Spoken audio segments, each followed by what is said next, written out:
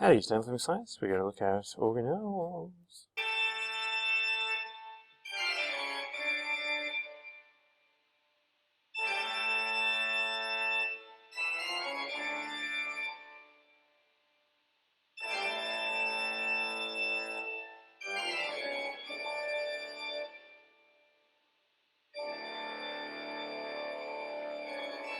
Thanks to Sam Moyle for producing this PowerPoint. So Science Understands we're going to look at eukaryotic cells have specialized organelles. We're going to go through this list of organelles and also structures and compare animal and plant cells. So let's go through some specific organelles. So we'll start with the nucleus.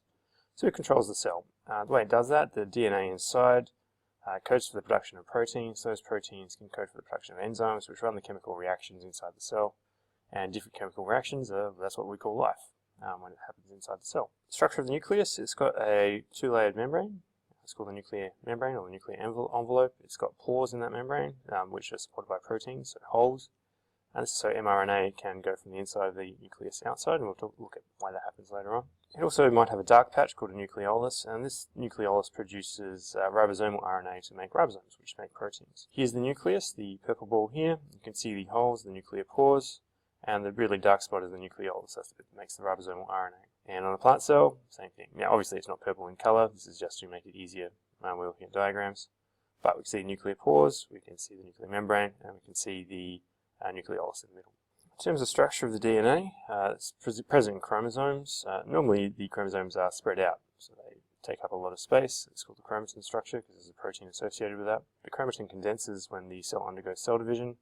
That condenses down the chromosome to the familiar X shape that we're used to seeing. So here's an electron micrograph of a nucleus. So we can see the nuclear membrane on the outside, we can see the nucleolus here. The DNA is in the chromatin structure, so it's all spread out, so we can't see the individual chromosomes inside the cell. We're going to look at what the DNA does specifically later, but it carries hereditary information from one generation to the next. So it's the command center of the cell. It runs the cell by ordering the chemical reactions to occur in the cell. Pretty much all eukaryotic cells have a nucleus. Sometimes, like red blood cells, the nucleus breaks down. The nucleus isn't necessary for the red blood cell to do its job, so it breaks down. So let's talk about chloroplasts. So chloroplasts are found in plant cells. Their job is to do photosynthesis. They contain a compound called chlorophyll, which is a green pigment. Most of the chlorophylls are green, not all of them. Light interacts with chlorophyll to initiate the process of photosynthesis, which is breaking up water. What photosynthesis does is takes light energy and turns that light energy into chemical energy, and this is catalyzed by a whole heap of enzymes in a very, very complicated system that we're not going to go into. In terms of the structure, there's a double membrane on the outside. Inside that membrane there are flattened sacs, which are called thylakoids. Those sacs are found in stacks called a granum, and you have many grana, and surrounding those stacks is a fluid called stroma. So here we can see the double membrane on the outside. We can see a thylakoid here, which is one of these little round packages. A stack of those is called a grana, and then you have multiple grana. So when you look at an electron micrograph of a chloroplast like we have over here, this is falsely coloured, you see this kind of banding pattern, and those bands are due to the thylakoids in those stacks. Now let's talk about the mitochondria. The job of the mitochondria is to do cellular respiration. So it takes in products from the breakdown of glucose and releases ATP. Which is the energy currency molecule of the cell. We're going to look at this a bit later. So they take in food in the form of breakdown products of glucose and they turn that into energy. They do aerobic respiration, so this is why you breathe oxygen. The oxygen that you breathe in is used to break down the sugar products at the mitochondria. Now, we didn't talk about this with the chloroplasts, but mitochondria have their own DNA and so do chloroplasts. And this is evidence that they were once free-living bacteria that were engulfed by a proto-eukaryotic cell. The process called endosymbiosis. And again, in terms of structure, there's an inner and outer membrane.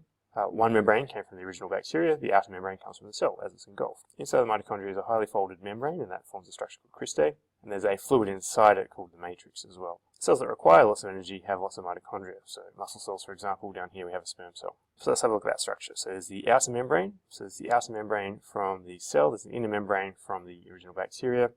And that folding membrane, we call that cristae structure, and then we have the matrix fluid on the inside. The proteins that do the vast majority of the aerobic respiration process that generates the energy, that's in this membrane.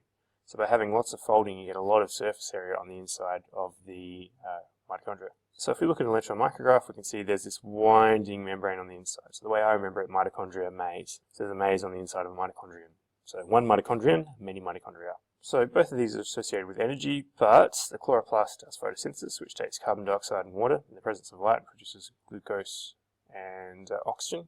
There's water on both sides, so we kind of cancel that out. Mitochondria do the reverse of that, so they use oxygen and glucose to produce carbon dioxide and water, and they release energy in that process. Key thing is plants have both chloroplasts and mitochondria. A lot of students mistake that plants don't have mitochondria, but they need it to break down the sugar that's produced from photosynthesis. Animal cells, however, do not have chloroplasts, otherwise we'd be green. Let's talk about the vacuole. The vacuole is a large fluid-filled space that's surrounded by a membrane. It's useful for storing things for plants, such as proteins and sugars, sugars produced from photosynthesis, for example. It also stores inorganic substances like ions, so potassium and chloride ions. But it's also for storing waste, and the waste can be broken down inside there. But it's also involved in water storage, so water balance for the cell. Extra water can go into the vacuole, and that can make the cell larger, or it can be taken out, and that can make the cell smaller. And this is how plants can move sometimes, by changing the amount of water in these cells. So here we can see the vacuole.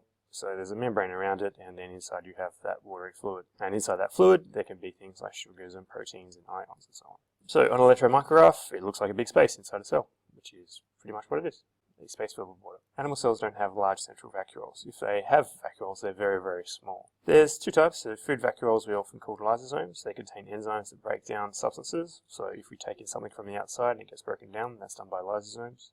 The enzymes inside the lysosomes break it down. There's also contractile vacuoles which pump out water from cells if they absorb too much water due to osmosis.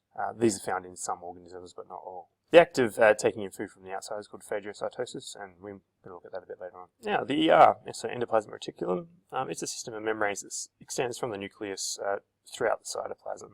It's a series of passages, and that's what reticulum means, it's passages, and its job is for transport.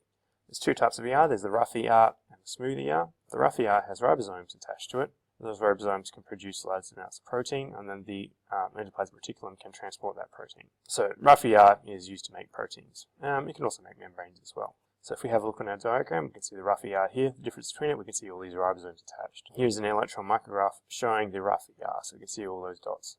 Those dots are the ribosomes attached to the endoplasmic reticulum. Now, smooth ER is attached to the rough ER. It doesn't have ribosomes attached to it, so it's just a smooth membrane. Its job is to do things like lipid synthesis, so making fats and oils, and also part of breaking down carbohydrates happens at the smooth ER.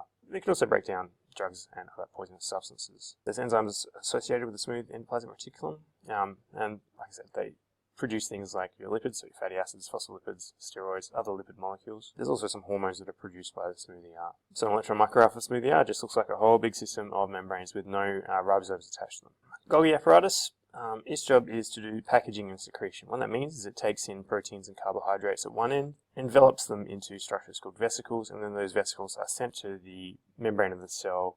They open up and they release the substances into the extracellular environment, so outside the cell. This process is called exocytosis, and we're going to look at it in a bit of detail later. In terms of structure, it's a stack of flattened sacs of membrane. Normally one side is small, then it goes large, and then it goes small the other side. Here we can see the stacks of membranes. So one side is the inside, so it takes in the proteins or carbohydrates, packages them into little balls, and then those balls, which are vesicles, make their way to the cell membrane and they're expunged. So here's an electron micrograph showing a Golgi body. We can see the stacks of membranes, and we can see some vesicles being produced. So cytoskeleton, it's like the scaffolding inside the cell, but it can move things around the cell. So scaffolding we normally think of as a strong structure that doesn't move, but this is a strong structure that can move things around the cell. It does things like gives the cell the shape if it's an animal cell. Like I said, it moves things around the cell, so it could be moving organelles, could be moving chromosomes, and also adds a bit of strength. Like a scaffold, it can be broken down and then reformed, and it can maintain specific structure shapes within a cell. So the reason why red blood cell is round, for example, is because of the cytoskeleton producing that shape. So here we can see some aspects of the cytoskeletons. There's these microtubules here. We can see microfilaments, which are these little stringy bits between them, and there's also intermediate filaments as well. So microtubules, microfilaments, and intermediate filaments. So those are the three components of the cytoskeleton in order of size. So microtubules, intermediate filaments, and then microfilaments. They're made up of proteins called actin and tubulin, and we call those globular proteins. So we'll start with microtubules. They're the thickest, about 25 nanometers in diameter. They can be 200 to 25 micrometers in length. Made up of two proteins, so tubulin. They get longer by adding tubulin molecules to the ends. They can be broken down and reformed really, really easily.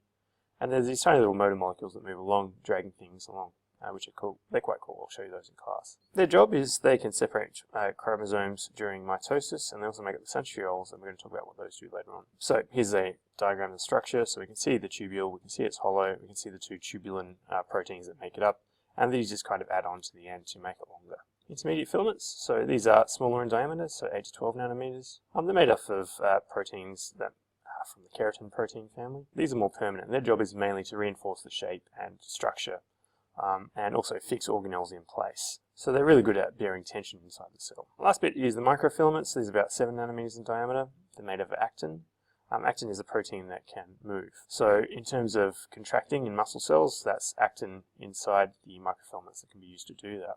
There's two proteins that are involved here, actin and myosin. They slide past each other when the muscle contracts. Microfilaments can also be used for support.